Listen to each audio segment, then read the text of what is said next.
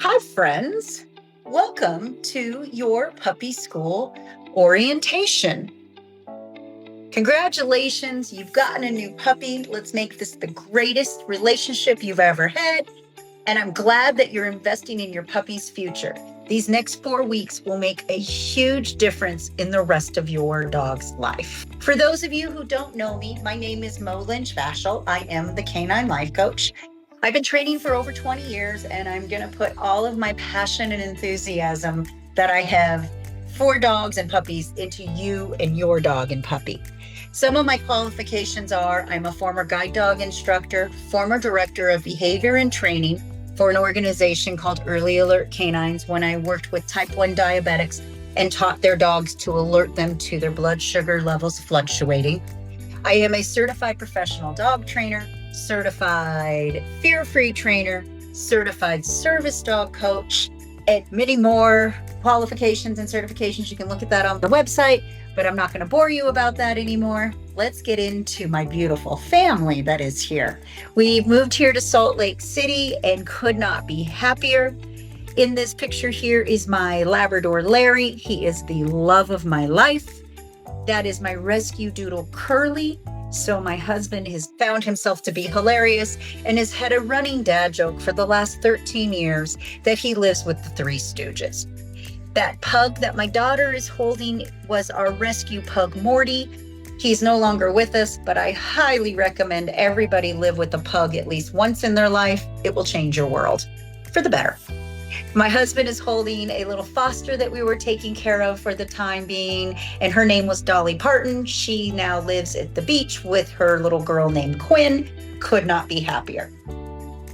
That is my daughter Chase next to me. She is at Middle Tennessee State finishing up her degree in biochem. That is my husband Chris. He is a network engineer.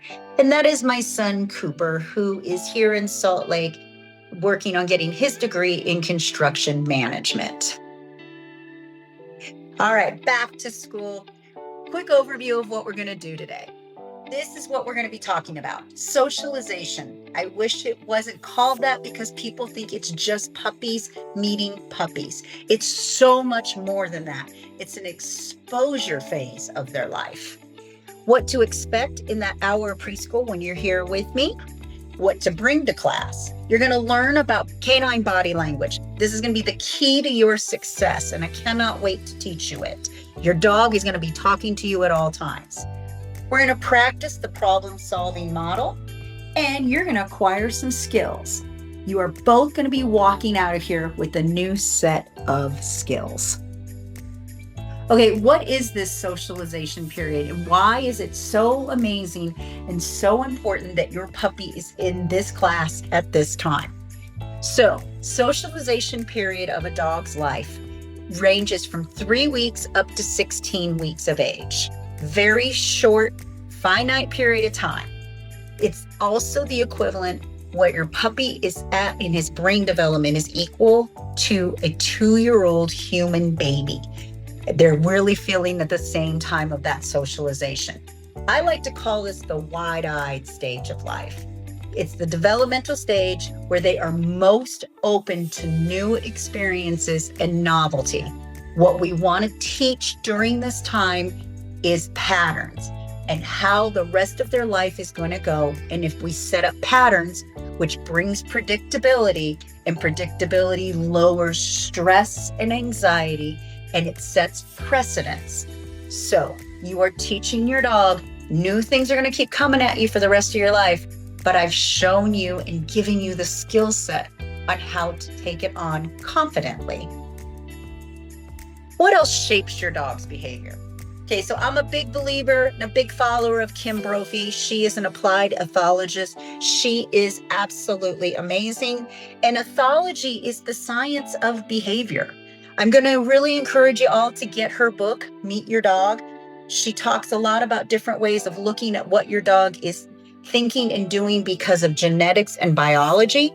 But also she breaks down the 10 groups of dogs, which your dogs all fit in one of those groups. And she takes you back and shows you what they have been genetically bred for thousands of years to do. gives you a lot of insight to why your dog is doing what they're doing, and they're not being bad. They're just going back to their ancestral roots. Also, what comes with it, you're going to think of it in legs. These are 4 independent legs coming down from your dog. So one leg is learning. What has your dog learned? The other leg is environment. What environment do you have your dog in to bring out these behaviors? The genetics that go along with your dog, and then self. Every dog is its own individual little snowflake, and we want to embrace and love that. What's a day like at preschool? All right, so when you come in, here's our curriculum. We're gonna have puppy play sessions. There'll be 2 of them, one in the beginning, one at the end. We're gonna spend about 10 minutes there. Okay, you're gonna love it, it'll be fantastic. But what also is gonna happen here is we have 4 themed classes. So one class is gonna be about health and handling. One class is gonna be about obstacles and sounds, children and wheels, as well as costumes and appearances. And we're going to work through all of these on how you can use these through your life and see and expose them at this point. We're going to also problem solve, and I'm going to teach you some puppy parenting tips. Basically, I'm going to talk about your pain points, give you ways to fix those, and teach you how to understand your dog better. What will playtime look like while we're in class? It's recess, but it's a controlled recess. Okay, it's going to be at the beginning and end, and I promise you, I've got you, and I will keep all your dogs safe. I will monitor the energy level, but it's controlled, it's off leash. We are teaching incredibly important social skills here, and canine to canine can teach things a lot more effectively than human to canine. Skills. But we're going to get you some skills to pay the bills. We're going to work on teaching attention, targeting, sit, come, leave it, drop it, leash manners.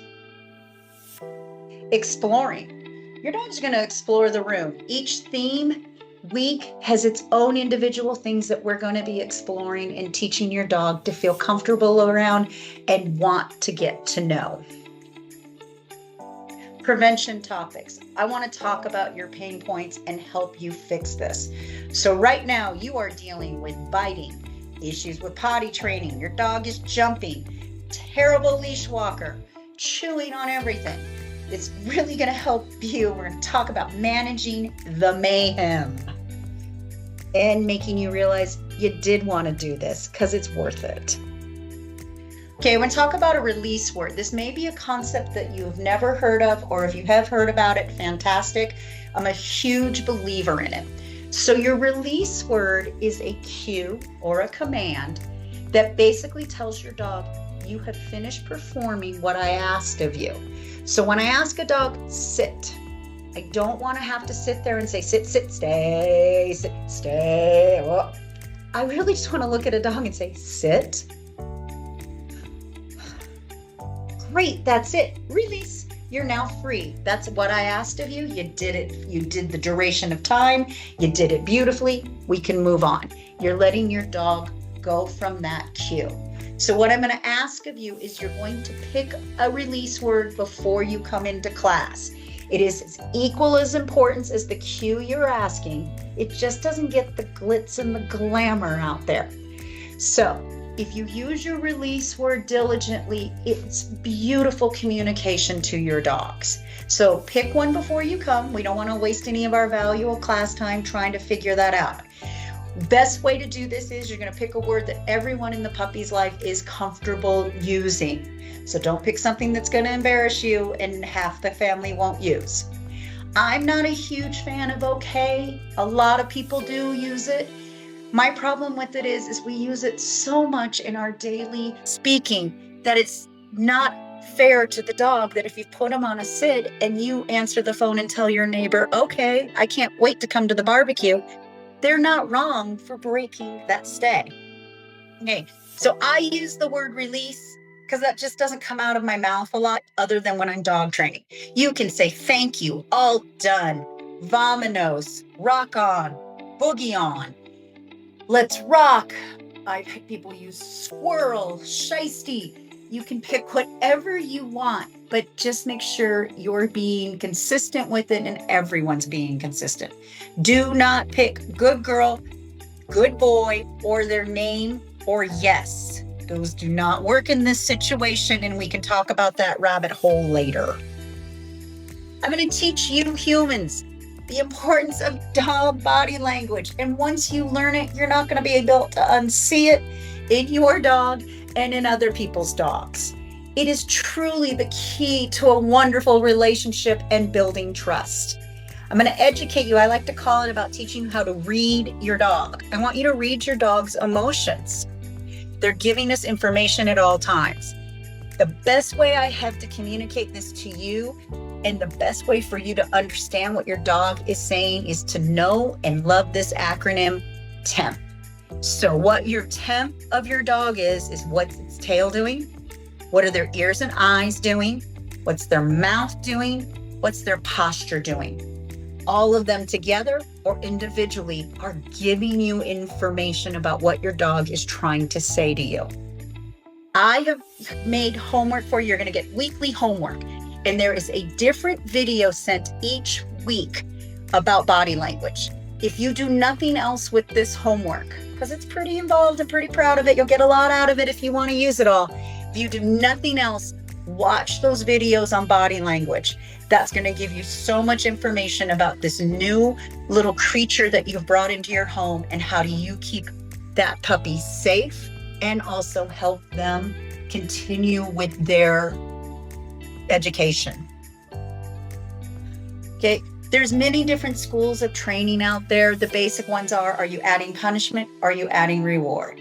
This class is operant training, so we're adding reward. I want you to think about, we are going to feed what you want to see again. You reward and give rewards for things and behaviors you like. We're going to set your dog up so that they're getting those rewards. They're not getting punished. I want to teach you how to work with your dog. I want you to know what your dog is thinking. Makes it a lot more sense to you and to your dog why we're asking and doing things when you understand the why. And I want to teach you skills that are going to get you off to the right paw. Really quickly, I'm not going to go too far down this rabbit hole, but the whole alpha dog is old school. It is outdated thinking. I will talk to you about it if you would like to, but dogs are not setting out to dominate us as a race. That is way too much work. They just want what feels good, and they're hedonistic. They're not trying to take over. I do believe you need to be the pilot of your plane. You need to know the coordinates. You need to know what town you're going to. You need to know how fast we're going to go. And do you actually take that ride at Albuquerque? Your dog is your co-pilot. You can have interactions, but that you know what's going on, and your dog does look to you in situations. You're teaching them how to handle things. Dogs learn through consequences, not dominating them. All right, so that other school we talked about, punishing or reprimanding your dogs. Okay, first thing I want to be very clear about is, yes, I am a positive reward trainer. That does not mean I am permissive. So I've worked with people and they're like, oh no, Mo, we can't say no. Remember, we're being positive trainers. Oh, I say no, but I have a plan. No just means that's not the road I want you going down. Let's try another one. So I have boundaries, I have standards, I have categories, and I have things the way I want things done. Okay, second, punishing. That means the behavior has already happened. You're just stopping it. You're not teaching anything.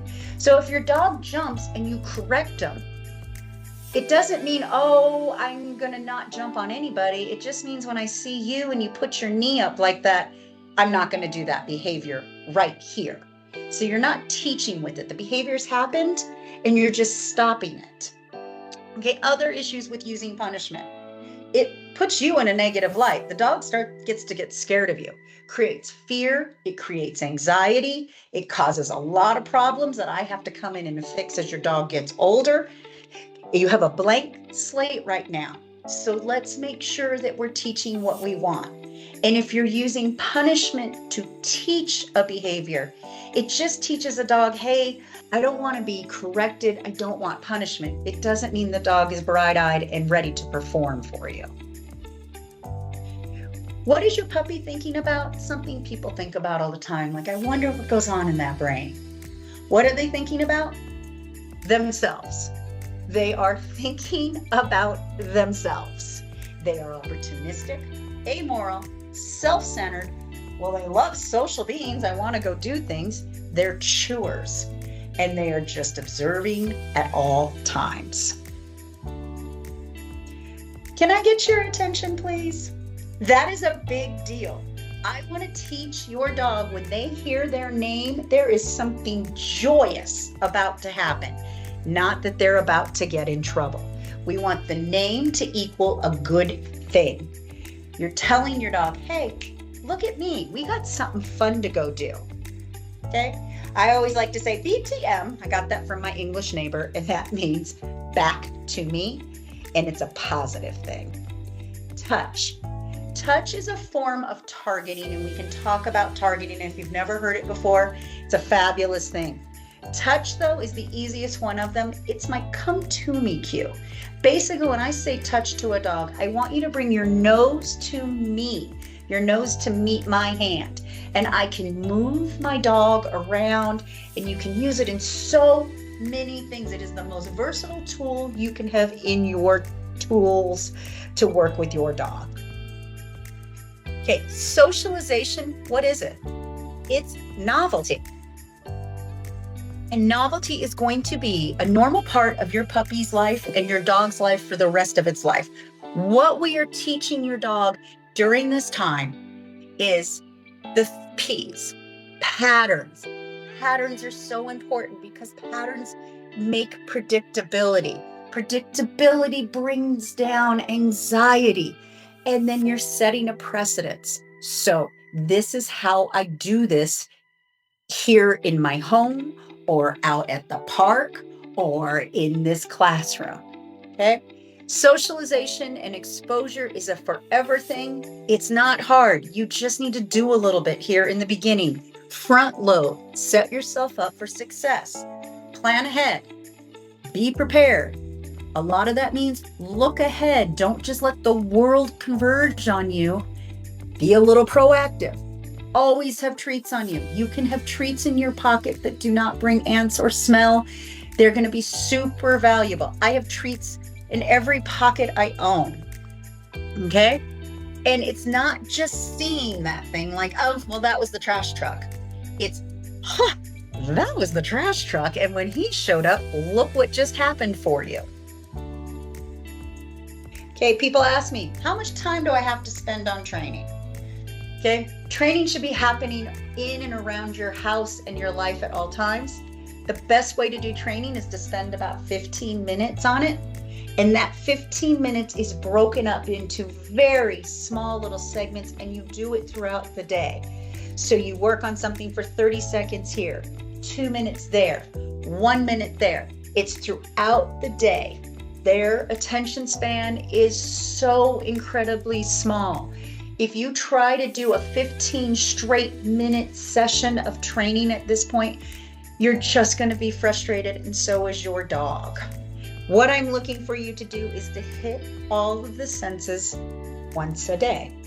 There is the checklist, and then people get really bound up about this whole idea of I have to socialize the checklist. I have to get all the way through it.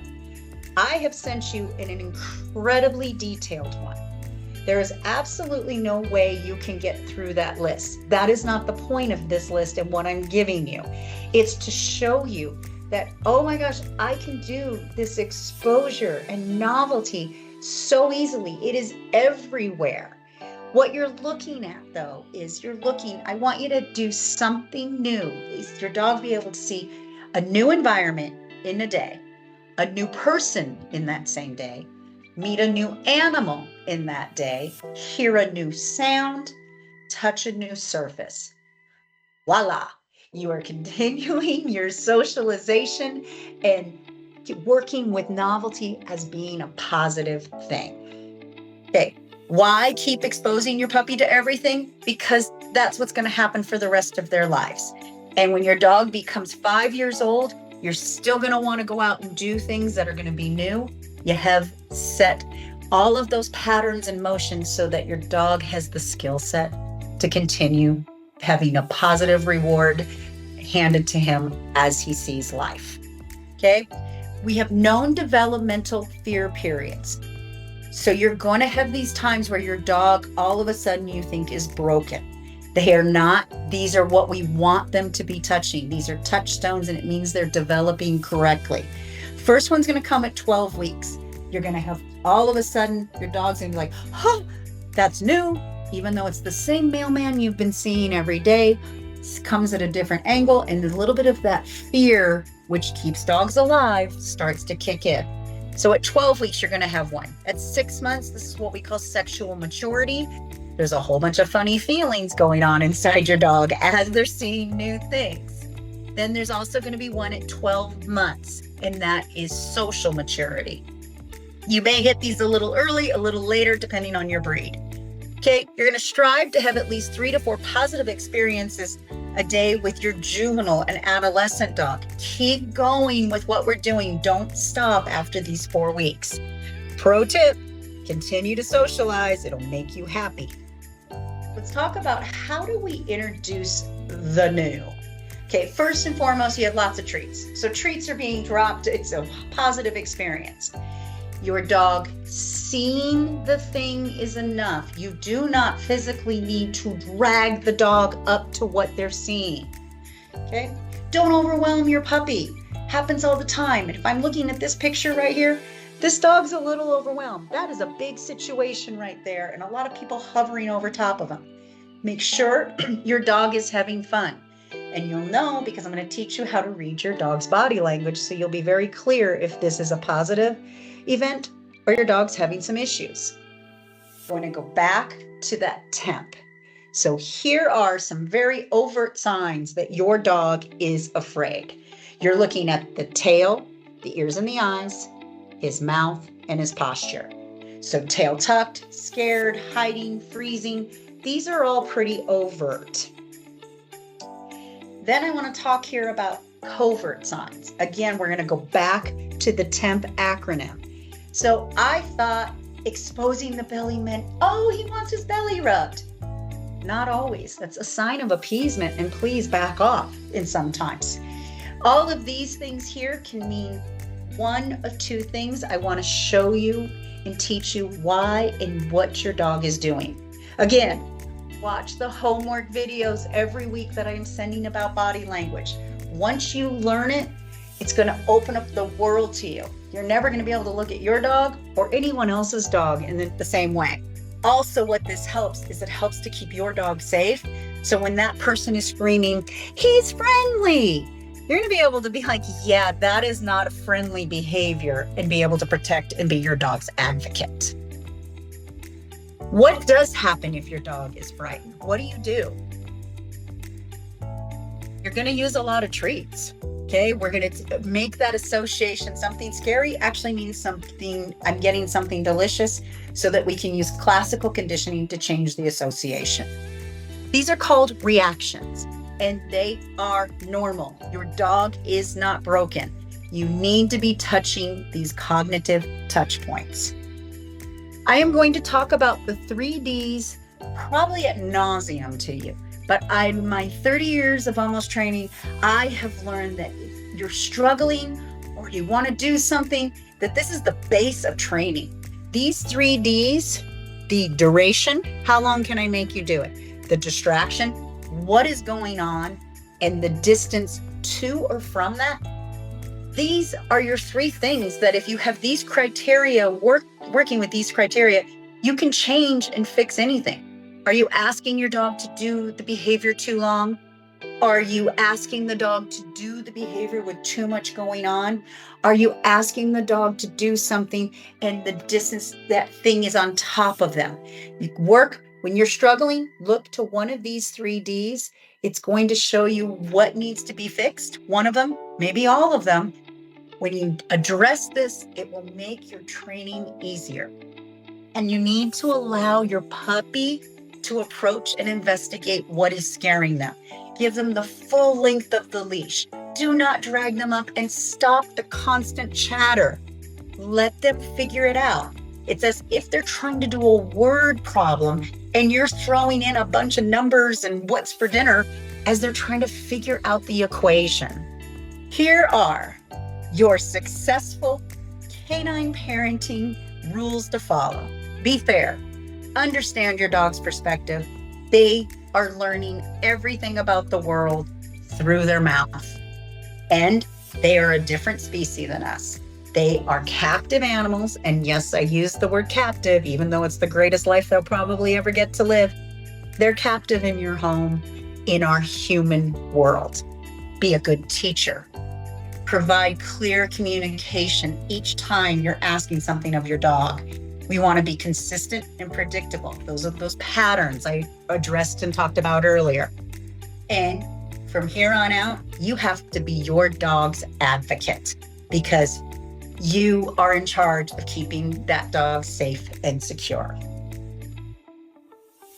The problem-solving model, very fancy here. And what that means is, what's the why? Why is your dog doing it? How can I teach you to look to that rather than just the behavior itself? So that's the ABCs, super fancy name, antecedent, stimuli. I like to just say the thing before the thing. And that thing we're talking about is the behavior. Once the behavior happens, then there's a consequence. That dog is either punished, we don't do it again, or that dog is rewarded and we do want to do it again. Set up the first part to make it that you always get to be rewarding. When you're looking at this problem-solving model, we're going to determine motivation. Then, if it's something you don't like, let's figure out how we manage and prevent it from happening so you do not have to punish. Look, yay, you solved it. All right, the requirements for walking in the door. You have had a recent physical exam and you have a signed veterinarian certificate that is a part of your paperwork that comes with this class. Also, I really highly encourage that your puppy has been in your home at least 7 days before bringing them to this class. Their world has been absolutely rocked. They have lost their mom, their siblings, the only home that they have known. They are now in your new home, as beautiful, as wonderful, and as loving as you possibly are. It is a huge shock. Give them some time to adapt. Okay? Make sure you have all of your vaccinations and that your dog is clear of any parasites. What it means to be class ready, it means that we're keeping everyone and every puppy in this class safe. They are very young. Their systems are not completely developed. They cannot fight some of the things that might come at them right now. And my job right now is to keep everyone mentally and physically very healthy and safe. So a healthy puppy is on the day of class not vomiting or currently has diarrhea. In our house, we call them brownouts. Okay? We want them bright-eyed, alert, wanting to be there. There is no coughing, sneezing, discharges coming from your dog. And then we want them free of skin lesions, hair loss, things like that. So just think, is this something, if you walked into the room, you'd want your puppy to pick up? If your dog has it, don't bring it to class at that time. We don't want other dogs to get sick. You're going to get weekly homework for me. And just know, you got this. This is fantastic, super great work. You're going to watch the videos that I said, you're going to read your handouts, and you're going to train a little bit each day on all of these skills. Most important thing right now, have fun. Enjoy this time. It goes so quickly. And I know you're haired and you're bitten up and you can't really enjoy it, but try to. What to bring to class. Very important. I want a hungry, healthy puppy. Before your class, feed only half a ration. Do not bring a full satiated puppy into class because you will have nothing to work with. And then they take a nap as well. We will get all of their calories in them, I promise. You need to bring treats. And I talk about treats having 3 categories, and I think this is super important. 3 levels. There's good, there's great, there's wow. The good ones use around your house when you don't have a ton of distractions.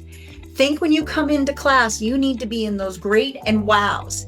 You are going to have the world's cutest doodle, fluff ball, right next to you. Do you think your kibble is going to compete with that? It's not. So I'm trying to set you up for success as well.